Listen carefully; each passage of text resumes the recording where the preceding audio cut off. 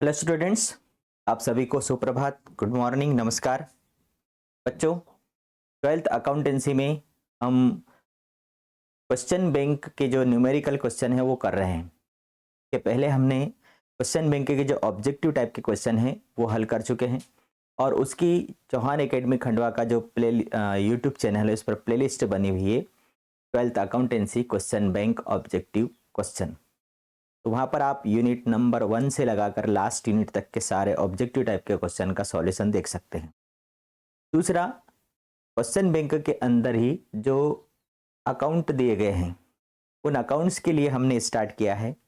तो पहली यूनिट हमारी चल रही है, कल हमने 4 क्वेश्चन किए थे और पहली यूनिट में ही जितने भी क्वेश्चन हैं उन समस्त क्वेश्चन को हम सॉल्व करने वाले हैं यूनिट वाइज। ठीक है, तो आज की क्लास स्टार्ट करते हैं। आप सभी का वेलकम है। देखिए, कल हमने 7, 8, 9 और 10 4 क्वेश्चन कर लिए थे। आज 11 नंबर वाला सवाल जो है वो देख लेते हैं। एक्स और वाई एक फर्म में साझेदार हैं। 31 मार्च 2018 को समाप्त होने वाले वर्ष में उन्होंने 1,60,000 रुपये लाभ अर्जित किया। साझेदारी समझौते के अनुसार फर्म के लाभ पर विभाजन निम्नानुसार किया जाएगा। पूंजी पर 6% वार्षिक से ब्याज दिया जाएगा। एक्स की पूंजी पर ब्याज 8,000 और वाई की पूंजी पर ब्याज 7,500 रुपये है। उन्होंने पूंजी पर ब्याज हमें निकाल कर दे दिया है। एक्स को 12,000 रुपये वार्षिक वेतन दिया जाएगा। आहरण पर 5% वार्षिक ब्याज लगाया जाएगा। आहरण पर ब्याज 1,200 और 2,000 रुपये है। मतलब आहरण पर ब्याज उन्होंने ऑलरेडी निकाल कर हमें दे दिया है। साझेदारों के बीच लाभ हानि का विभाजन 3:2 में किया जाएगा। हमें यहाँ पर लाभ हानि विभाजन खाता बनाना है और उनके बीच में हमें लाभ का विभाजन करना है। ठीक है, अब हमारे पास सीधा सीधा पूंजी पर ब्याज निकाल कर दे दिया, आहरण पर ब्याज भी निकाल कर दे दिया और एक्स का वेतन भी दे दिया है। बस केवल सिंपल सा एक लाभ हानि नियोजन खाता या लाभ हानि वितरण खाता बनाकर हमें इसको हल करना है। ठीक है, चलिए स्टार्ट करते हैं आज की हमारी क्लास। पहला ही हमारा अकाउंट बनेगा profit and loss appropriation account और बहुत ही सिंपल बनाएंगे हम। इसे आप लोगों को मालूम है, क्रेडिट साइड में शुद्ध लाभ लेकर आते हैं और डेबिट साइड में पूंजी पर ब्याज, वेतन, ये सारी चीजें लिखते हैं। अब इस प्रश्न के अंदर जैसे दिया है आहरण पर ब्याज, आहरण पर ब्याज को हम क्रेडिट साइड में लिखते हैं। ठीक है, profit and loss appropriation account.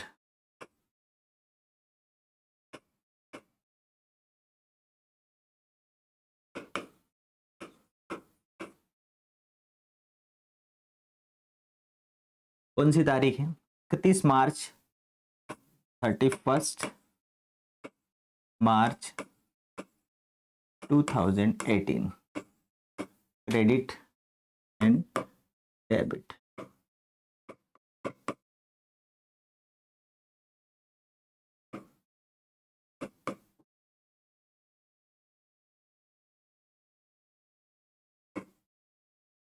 सबसे पहले हम क्रेडिट साइड में, ये हो गया हमारा प्रोफार्मा लाभ हानि नियोजन खाते का। क्रेडिट साइड में हम सबसे पहले लेकर आएंगे balance by balance brought down. कितना है इस वर्ष इनको जो लाभ हुआ है? 1,60,000 रुपये है। 1,60,000 रुपये। और ये कहाँ का बैलेंस है? ये है नेट प्रॉफिट। ठीक है, अब इसी में क्रेडिट साइड में ही लिखा जाता है इंटरेस्ट ऑन ड्राविंग। आहरण पर ब्याज ये क्रेडिट में आता है, पूंजी पर ब्याज डेबिट में होता है और आहरण पर ब्याज क्रेडिट में लिखा जाता है। कौन कौन साझेदार हैं? एक्स और वाई। एक्स और वाई, इनका जो आहरण पर ब्याज है 1,200 और 2,000। ठीक है, 1200 और 2,000, 3,200। आगे डेबिट साइड में हम लिखेंगे to interest on capital X और वाई। एक्स और वाई की पूंजी पर ब्याज हमें निकाल कर उन्होंने दिया है 7,500, 8,000 और 7,500, 8,000 और 7,500 हो गया, ये 15,500। इसके बाद में सैलरी टू एक्स, एक्स को वेतन दिया जाएगा 12,000 रुपए का। ठीक, ये भी डेबिट में होगा। ये सब साझेदारों को दिए जाने वाली चीजें हैं। अब हम इसका लाभ विभाजन करेंगे। जो बचा हुआ जो लाभ है वो साझेदारों के पूंजी खाते में हस्तांतरित हो जाएगा। किस प्रकार शेष निकलेगा? सबसे पहले हम क्रेडिट का टोटल कर लेते हैं। 1,60,000 और 3,200, 1,63,200। इधर का 15 और 12, 27,500। ये माइनस करेंगे तो 12 में से 5 गया 7, 12 में से 7 गया 5 और 5 में से 2 गया 3, 13,000, 1,35,700 रुपये, 1,35,700 रुपये बराबर हो गया दोनों साइड 1,63,200 और 1,63,200। ये जो प्रॉफिट आया इस प्रॉफिट को transfer to capital account, partners capital account में ये ट्रांसफर हो जाएगा। लेकिन कैसे ट्रांसफर होगा? 1,35,200 रुपए को हम उनके प्रॉफिट शेयरिंग रेशो में बांट देंगे। तो उनका लाभ हानि विभाजन क्या है?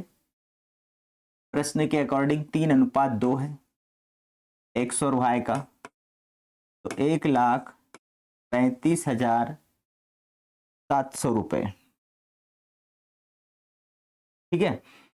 1,35,700 गुणित 3/5, 5 दूनी 10, 5 7 35, 5 एकम 5, 5 चौका 20, 3 चौक 12, 3 एकम 3 और 1 4, 3 7 21, 3 दूनी 6 और 2 8, 81,420 एक्स के हिस्से में आया। और 1,35,700 गुणित 2/5, ये काटा हमने, ऊपर वाला जो आया वही आएगा 27,140। मल्टीप्लाई करेंगे 2 चौकू 8, 2 एकम 2, 2 7 14, 2 दूनी 4 और 1 5, 54,280। तो एक्स के हिस्से में आया 81,420, 81,420 और वाई के हिस्से में आया 54,280। ठीक है, ये हमने जो अंत में जो लाभ हुआ था 1,35,700, उस 1,35,700 रुपए को 3:2 में उनके बीच में बांट दिया। क्लियर? इस प्रश्न में कुछ भी नहीं था। लाभ लाया गया, आहरण पर ब्याज क्रेडिट में लिखा, पूंजी पर ब्याज दिया गया, एक्स को वेतन दिया और बचा हुआ जो लाभ था वो हमने उनके लाभ विभाजन अनुपात में बांट दिया। क्लियर? चलिए आगे बढ़ते हम अगले क्वेश्चन की तरफ चलते हैं। Question number 12। क्वेश्चन नंबर 12 है, राजेश, सुनील और तरुण ये 3 पार्टनर है जो क्रमशः 1/2, 1/4 और 1/4 में लाभ बांटते हैं। ये उनका लाभ विभाजन अनुपात है। उनकी पूंजी 1,20,000, 80,000 और 60,000 रुपए है। साझेदारों को पूंजी पर 5% ब्याज दिया जाता है और आहरण पर 5% ब्याज लिया जाता है। तरुण 30,000 रुपये वार्षिक वेतन पाने का अधिकारी है, मतलब पूंजी पर ब्याज दिया जाता है, आहरण पर ब्याज लिया जाता है, तरुण को वेतन दिया जाता है। और सुनील कुल बिक्री पर 1% कमीशन पाता है। सुनील को कमीशन दिया जाता है और कमीशन कितना मिलेगा? 1%। किसका? कुल विक्रय का। वर्ष 2018 में फर्म का लाभ, यहाँ पर 2018 में सार्थ का त्याग लिखा है तो वो गलत प्रिंट है। सार्थ का मतलब फर्म ही होता है ना, लेकिन त्याग की जगह होना चाहिए लाभ। फर्म का लाभ उपरोक्त समायोजनाओं के पूर्व 1,15,000 रुपए था। कुल विक्रय 14 लाख रुपए था, मतलब 14 लाख रुपए का 1% कमीशन निकल आएगा। उनके आहरण क्रमशः 40,000, 56,000 और 60,000 रुपए थे, जिन पर क्रमशः 800, 1,000, 1,200 रुपए ब्याज हुआ। मतलब यहाँ पर उन्होंने आहरण पर ब्याज हमें कैलकुलेट करके दे दिया है, तो हम वैसा का वैसा आहरण पर ब्याज लिख देंगे।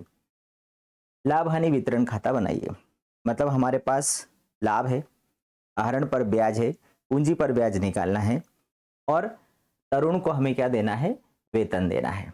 और इसके बाद जो लाभ बचेगा और ये जो सुनील को कमीशन देना है, के बाद जो लाभ बचेगा वो हमें 1/2, 1/4, 1/4 में बांट देना है। ठीक है, अब 1/2, 1/4, 1/4 के अनुसार भी बांट सकते हैं या फिर इसको आप भिन्न से आप अनुपात में बदल सकते हो, तो वो भी हम कर लेंगे। ठीक है, तो यहाँ पर हमारे पास फॉर्मेट बना हुआ है, हम हल कर लेते हैं।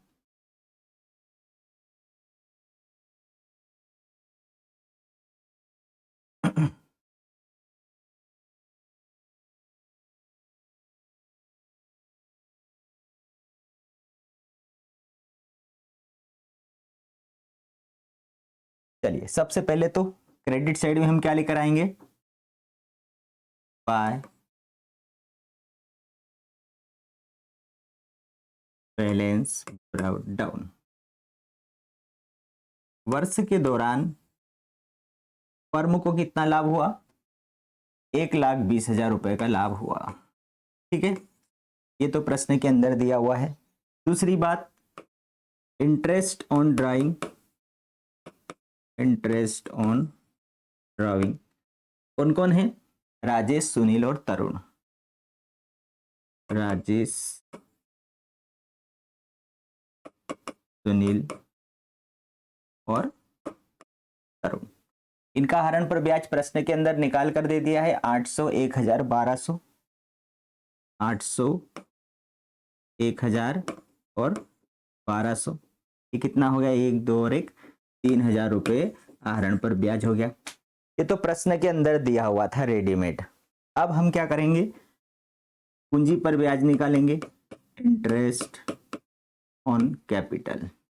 ठीक है, तो सबसे पहला पार्टनर कौन है, राजेश, इसके बाद सेकंड नंबर है सुनील और उसके बाद है तरुण। अब इनकी जो पूंजी है उसकी पूंजी,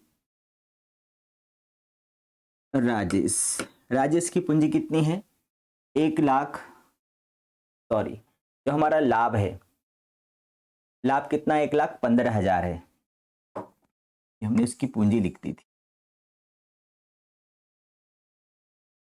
ठीक है, अब राजेश की जो पूंजी है 1,20,000 है और पूंजी पर जो ब्याज की दर है वो है 5%। कितना हो जाएगा, 12 पंजे 60, मतलब 6,000। के बाद सुनील की पूंजी देखेंगे तो 80,000 है, 80,000 का 5% निकालेंगे, आटा पंजे 40, मतलब 4,000। और इसके बाद तरुण की पूंजी देखेंगे तो 60,000 है और 60,000 का 5% निकालेंगे तो कितना आ जाएगा, 3,000। 6,000, 4,000 और 3,000। यहाँ पर लिखेंगे हम 6, 4 और 3। तो पूंजी पर ब्याज हमारा हो गया 13,000।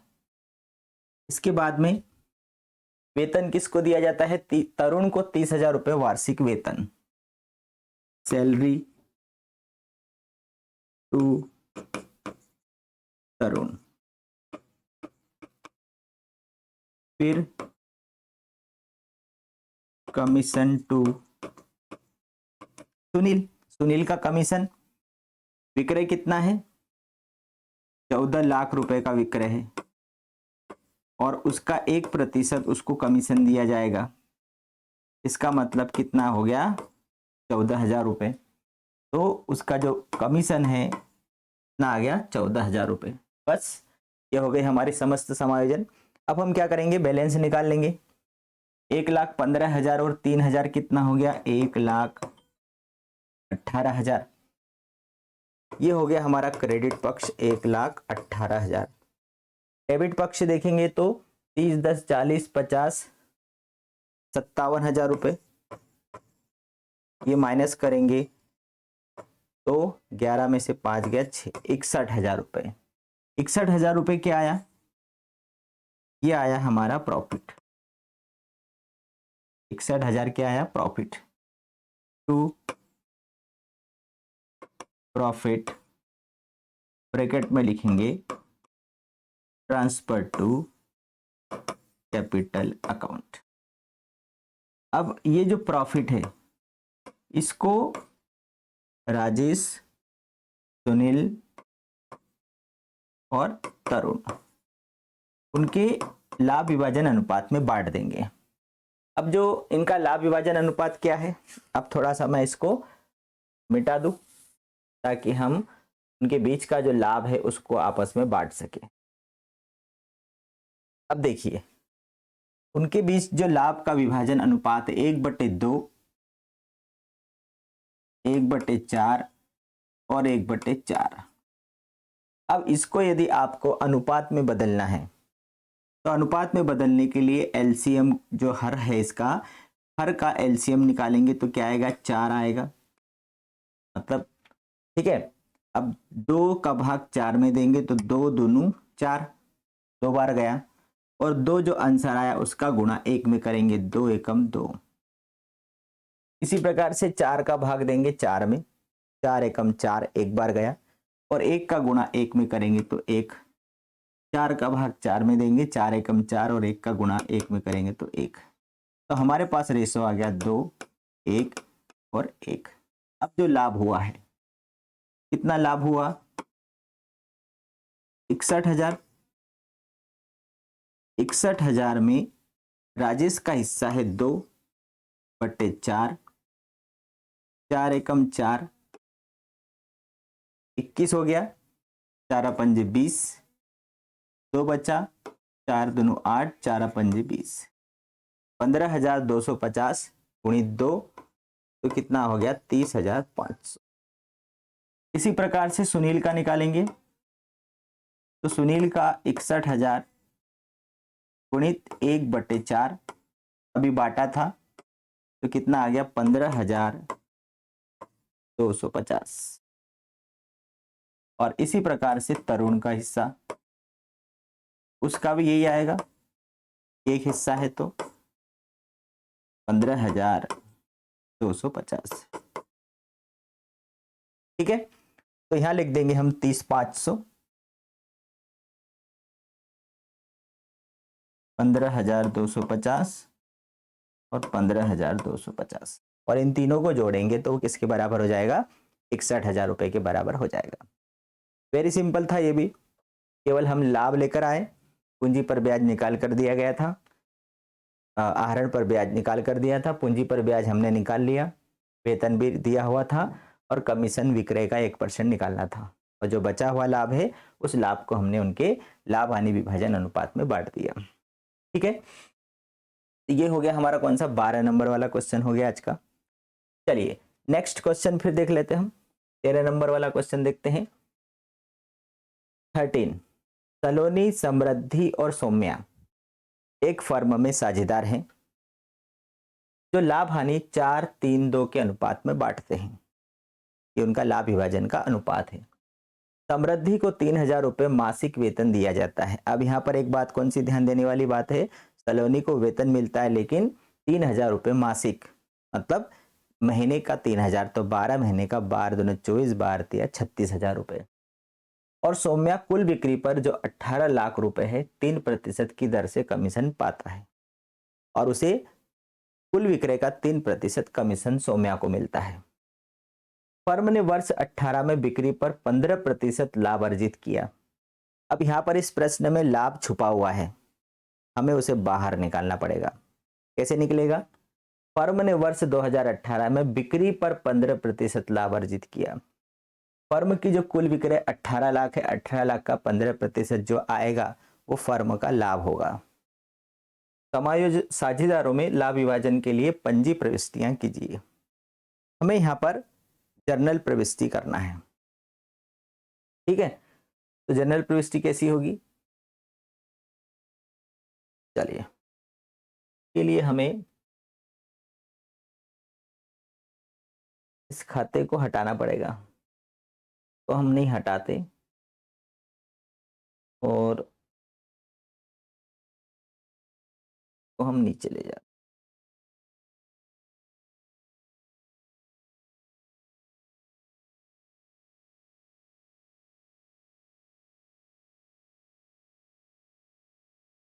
ठीक है, तो खाता भी हमारा डिलीट नहीं होगा। जर्नल एंट्री,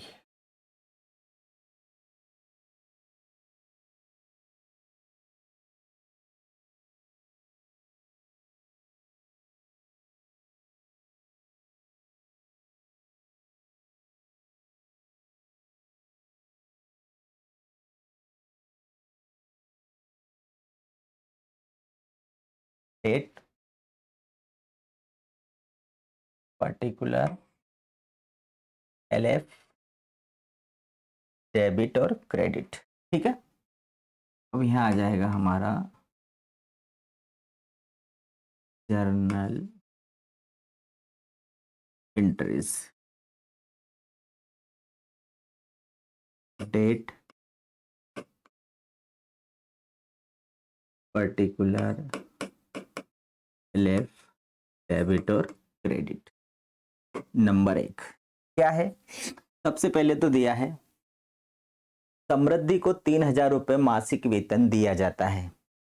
तो समृद्धि को हम 3,000 रुपये मासिक वेतन देंगे तो क्या आएगा? Profit and loss appropriation account debit, तो लाभ हानि विभाजन खाते के डेबिट में हम इसको एंट्री करने वाले हैं। तो profit and loss appropriation account debit कितना है? 12,000, मतलब 12×3=36,000 रुपये। 3,000 रुपये महीने का, तो 12 महीने का 12×3=36,000 रुपये। Profit and loss appropriation account debit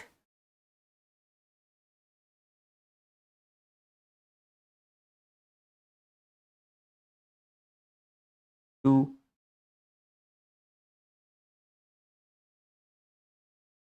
क्या आएगा? वेतन डेबिट हो गया, क्रेडिट।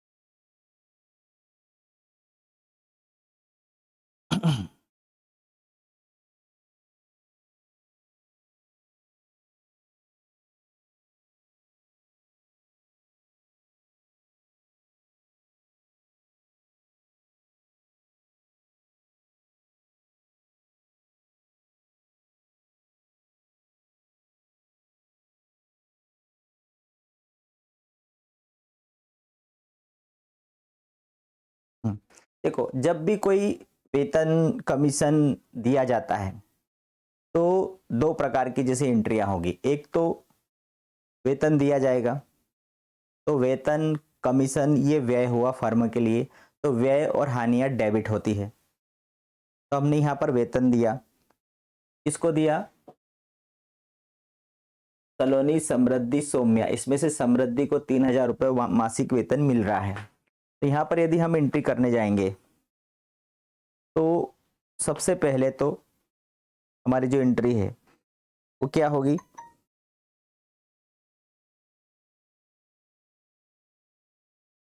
वेतन खाता डेबिट, पार्टनर्स कैपिटल अकाउंट। वेतन किसको दिया गया? साझेदार को। फिर यही वेतन को हमें कहां पर ट्रांसफर करना पड़ेगा? उसके लाभ हानि खाते में अंतरित करना पड़ेगा।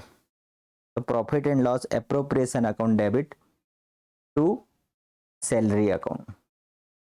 ठीक है, तो कुल मिला के जो सैलरी अकाउंट है वो क्रॉस हो गया, तो क्या बचा? Profit and loss appropriation account debit to partners capital account, है ना। कुल मिला के एंट्री जो है हमारी टू पार्टनर्स कैपिटल अकाउंट 36,000 रुपये। कौन है? अब पार्टनर्स कैपिटल अकाउंट मतलब यहाँ पर यदि हम लिखेंगे तो उसका नाम लिखते हैं। किसको मिल रहा है वेतन? समृद्धि को। Samriddhi capital account to Samriddhi capital account. लाभ हानि नियोजन खाता डेबिट समृद्धि के पूंजी खाते से। और उसकी जो एंट्री होगी वो क्या होगी?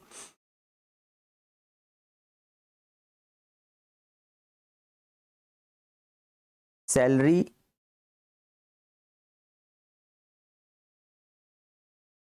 Profit and loss appropriation account debit to Samriddhi capital account. अब देखो यहां पर मैं पहले आपको क्लियर कर दूं। पहली एंट्री क्या होगी? जैसे हमने समृद्धि को वेतन दिया तो क्या होगा? Salary account debit to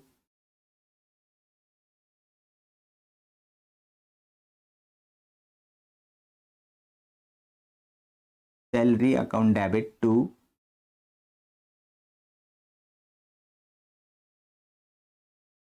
Samriddhi capital account. ठीक है, हमने समृद्धि को वेतन दिया मतलब उसके पूंजी खाते में जमा किया। दूसरा, profit and loss appropriation account debit, profit and loss appropriation account debit to salary account. मतलब इस सैलरी को हमने वेतन लाभ हानि नियोजन खाते में ट्रांसफर किया। ये जो सैलरी है ये सैलरी कहां पर ट्रांसफर हो गई? Salary transfer to P&L account. ठीक है, अब यहां पर देखो सैलरी और सैलरी ये क्या हो गया? आपस में क्रॉस हो गया। बचा क्या हमारे पास में? P&L appropriation account to Samriddhi capital account. तो ये दो के बजाय हम केवल एक ही एंट्री करेंगे और वो एक एंट्री क्या होगी? Profit and loss appropriation account debit to Samriddhi capital account 36,000 रुपए। ठीक इसी प्रकार से अब यहां पर हम लिख देंगे सैलरी पेड टू समृद्धि।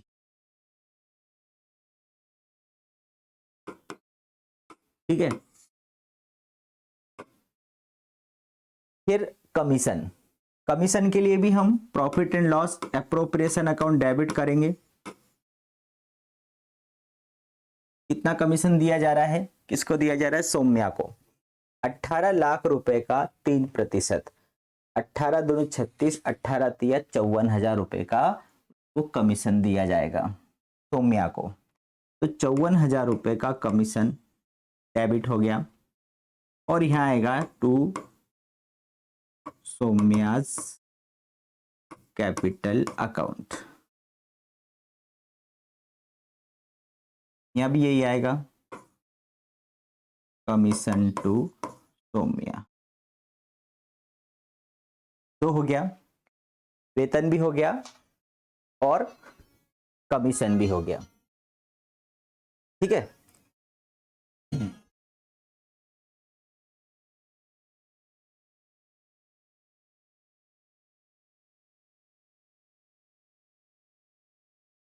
इसके बाद नेक्स्ट एंट्री हमारी वेतन हो गया, कमीशन हो गया।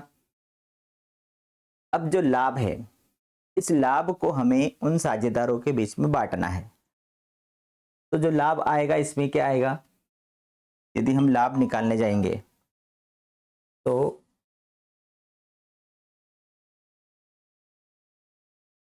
कुल विक्रय का 15% प्रॉफिट है, जो firms profit.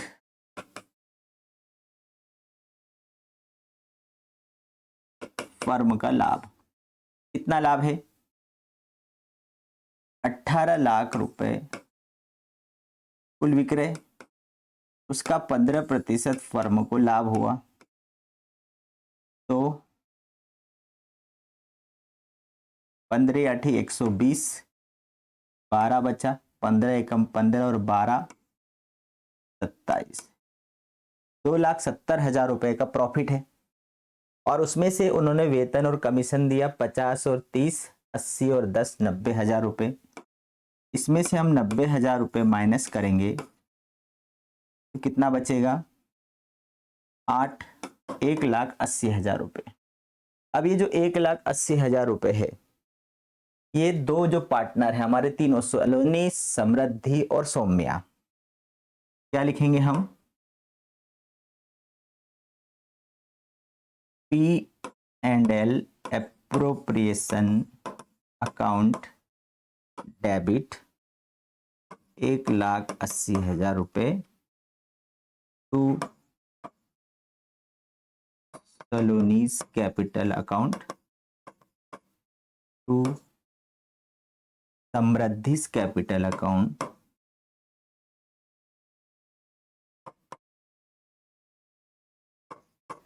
To Saumya's capital account.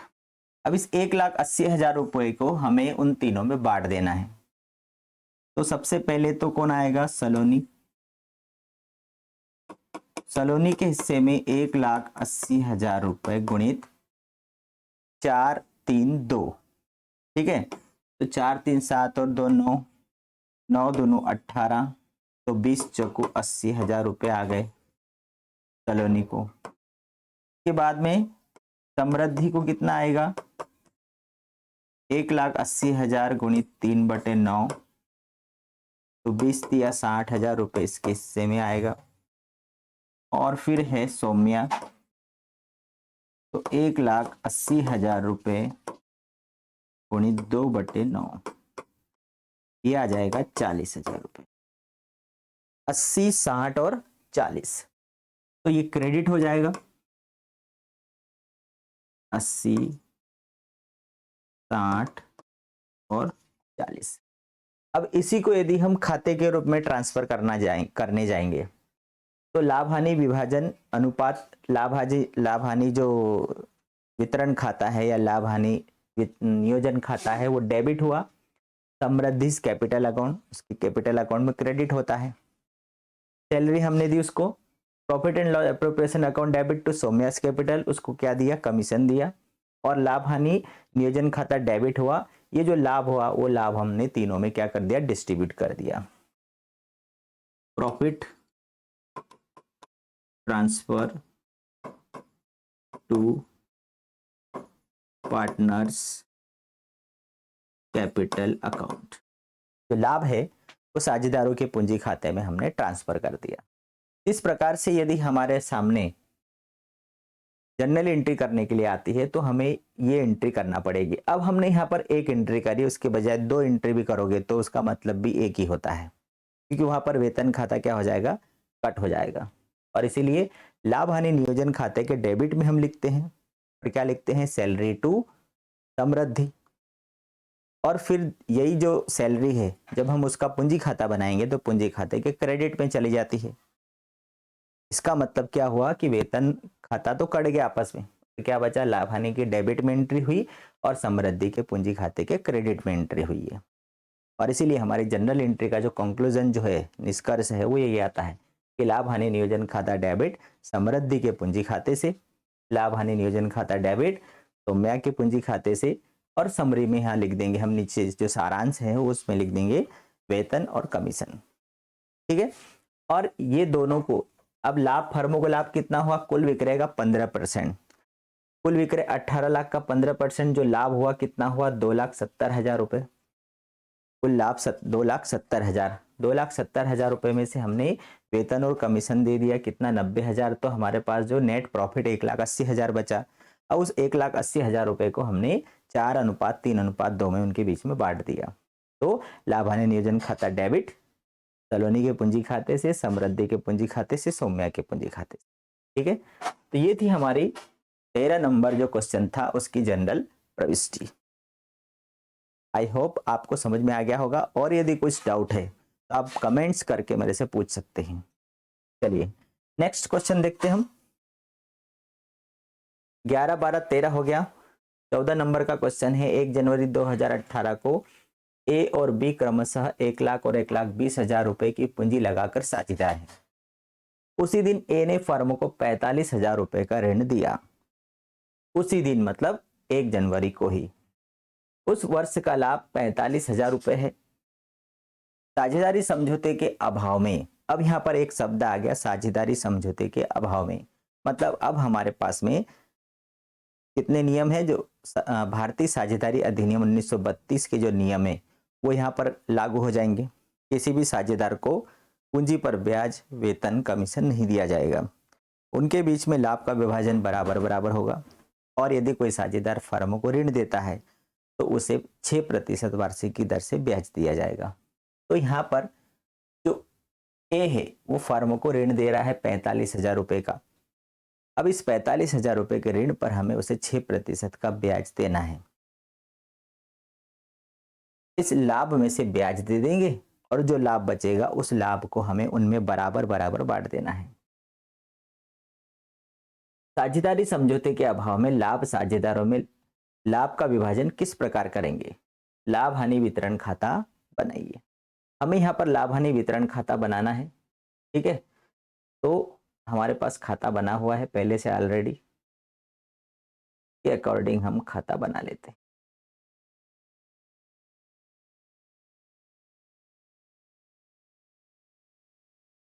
ठीक, इनको हम मिटा देते हैं। मतलब जब भी समझौता का अभाव वाली बात आ जाएगी कि साझेदारों के बीच में किसी प्रकार का कोई समझौता नहीं हुआ है, ऐसी कंडीशन में हम क्या करेंगे, सीधे सीधे भारतीय साझेदारी अधिनियम 1932 के जो रूल्स है वो इनके ऊपर लागू हो जाएगा।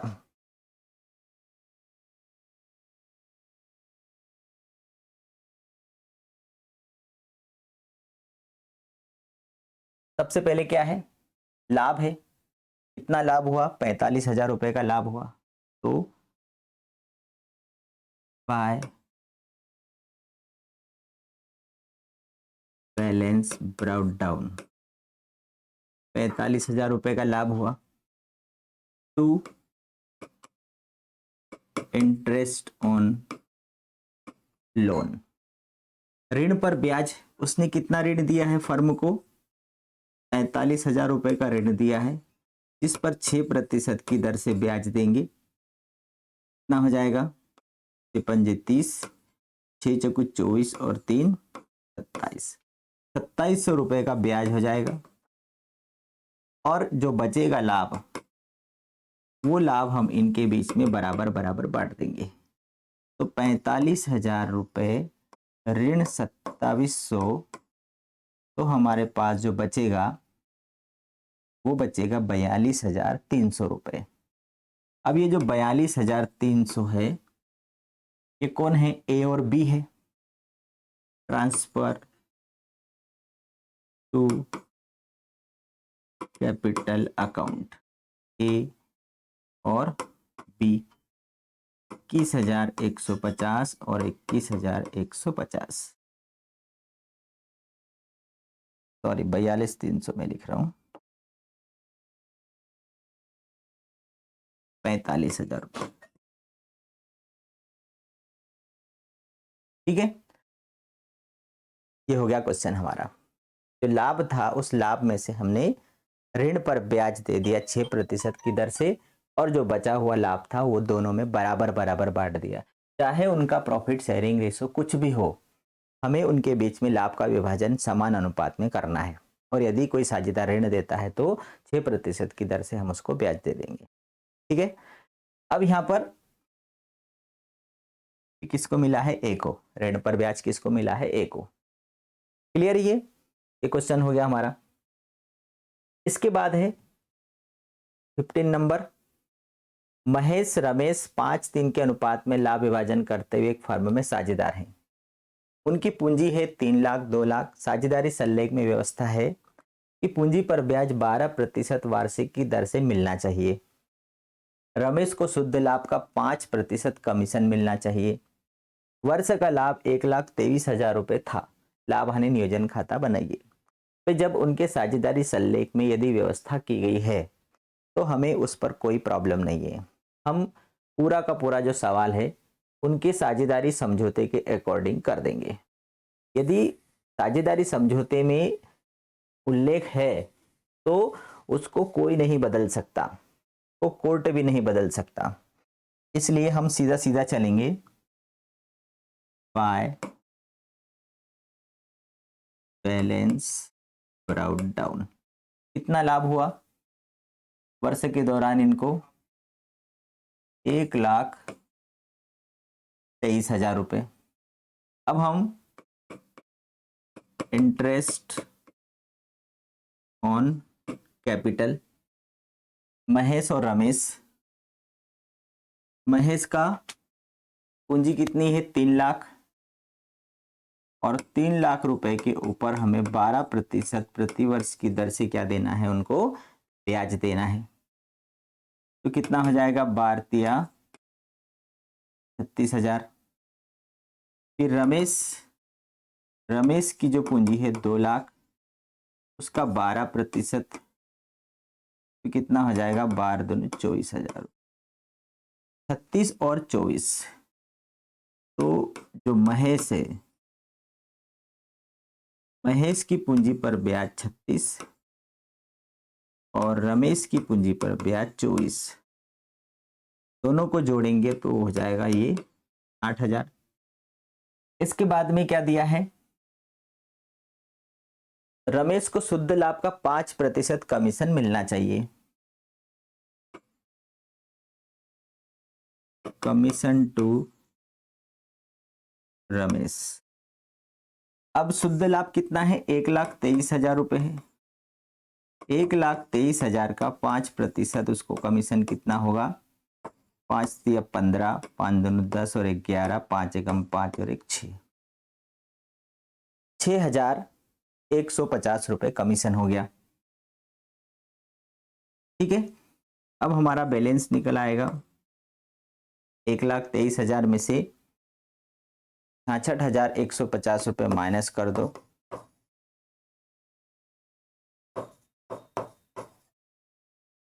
8 और 6 10 5 8 6 5 10 10 13 56,850 रुपये। ये क्या आ गया, ये आ गया profit transfer to capital account Mahesh और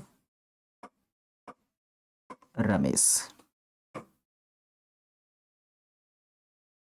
ठीक है, 56,850 ये है हमारा लाभ। इस लाभ को अब हम बांट देते हैं उनके प्रॉफिट शेयरिंग रेशो में। उनका प्रॉफिट शेयरिंग क्या है 5:3।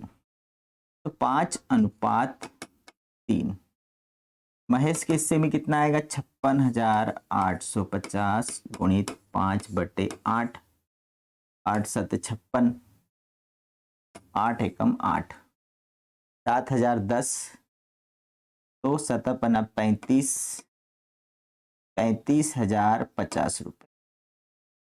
और रमेश के हिस्से में आएगा 56,850, सॉरी गलत लिखा है ना, 5:3 56,850 गुणित 5/8, 8 7 56, 8 एकम 8 और 8 6 48, 2 बचा 8 दूनी 16, 8 पंजे 40 का मल्टीप्लाई करेंगे तो 25 2 5 दूनी 10 तो 12, 5 6 30 और 1 31, 5 एकम 5, 5 7 35। इसी प्रकार से जो रमेश है 56,850 गुणित 3/8 बार कट रहा है 7,106 रुपये 25 पैसे, तो तो 3 पंजे 15, 3 दूनी 6 और 1 7, 6 18, 3 एकम 3, 3 7 21। अब हम इसको 35,531 को तो यही रहने देते हैं, 35,531। लेकिन यहाँ पर दशमलव के बाद 7 है तो 8 को हम 9 बना देंगे, 21,319, 21,319। और दोनों को जोड़ेंगे तो 9 और 1 10, 3 4 और 1 5, 5 और 3 8, 5 और 1 6, 3 और 2 5। ये 56,850 जो लाभ है वो आपस में बढ़ गया। तो यहाँ भी कुछ नहीं था, लाभ पूंजी पर ब्याज दे दिया, कमीशन दे दिया, और जो बचा हुआ लाभ था उनके लाभ विभाजन अनुपात में हमने बांट दिया। कोई खास नहीं है सवाल, ये केवल प्रैक्टिस की जरूरत होती है। हमें लगता है सबसे बड़ी प्रॉब्लम क्या है, सबसे बड़ी प्रॉब्लम ये है कि हमें ऐसा लगता है कि ये तो बहुत आसान सवाल है, हम कर लेंगे। लेकिन जब हम करने जाते हैं उस समय सबसे ज़्यादा समस्या कहाँ पर आती है, ये जो आप सॉल्यूशन इसका जो सॉल्व करते हो, ये जो डिवाइडेशन करते हैं हम, यहाँ पर गलतियाँ होती बच्चों से। जैसे यहाँ पर जो दशमलव में आया, यहाँ पर काटने में 7,106 आया, तो बच्चा क्या करता है 716 लिख देता है और फटाफट की मैंने तो 100% करके आया। लेकिन जब आप रियल में जब करते हो, आप उसको मल्टीप्लाई करके देखो कि 7,106.25 आया है, सही है या नहीं है। ठीक है, तो इस अनुसार आप ये जोड़ेंगे तो आपका आंसर ये 56,850 आना चाहिए, मतलब सही है हमारा। अब यहाँ जब 0 आ गया, जैसे 8 7 56 हमने काट दिया, फिर 8 एकम 8। अब बच्चा क्या करता, 0 नहीं लगाता और 8 6 48 कर देता सीधा। ये सबसे बड़ी मिस्टेक होती है गणित में। ठीक है, इसलिए जितना आसान सवाल लगता है उसमें सबसे ज्यादा गलती होने की संभावना होती है। ये सवाल आपको बहुत आसान लग रहा होगा, लेकिन यहाँ पर आपका फुल चांस है गलती करने का। और कहाँ गलती करोगे, यहाँ पर गलती करोगे, या आपका जो लाभ का विभाजन है या गलत करोगे और यहाँ नंबर आपका कट जाएगा, क्योंकि ये भी उसका एक हिस्सा है। ठीक है, तो ये हमारा हो गया कौन सा, 15 नंबर वाला क्वेश्चन हो गया। अब हमारे पास बचता है 16, 17, 18 और 19। 4 सवाल बचते हैं। इन 4 सवाल को हम कल की क्लास में देखेंगे। आज जो हमने किए हैं 11, 12, 13, 14, 15, मतलब 5 सवाल कर लिए हैं। 5 सवाल की प्रैक्टिस करिए, फिर कल की क्लास में हम आगे के सवाल करेंगे। तो हमारी जो यूनिट नंबर फर्स्ट है वो कंप्लीट हो जाएगी। परीक्षा के पहले पहले तक हमारे सारे जो अकाउंटेंसी के जितने भी क्वेश्चन है वो हम कर लेंगे। ठीक है, अगली वीडियो में फिर मिलते हैं। आपको ये वीडियो अच्छा लगे तो आप लाइक करें, अपने दोस्तों के साथ शेयर करें। आप यदि नए हैं तो सब्सक्राइब जरूर करें। आप सब्सक्राइब करेंगे तो आपको नोटिफिकेशन मिल जाएगा, लाइव क्लास होगी तो लाइव क्लास का मिल जाएगा, ऑफलाइन वीडियो अपलोड होगा तो उसका नोटिफिकेशन मिल जाएगा। ठीक है, अगले वीडियो में फिर मिलते हैं, तब तक के लिए गुड बाय।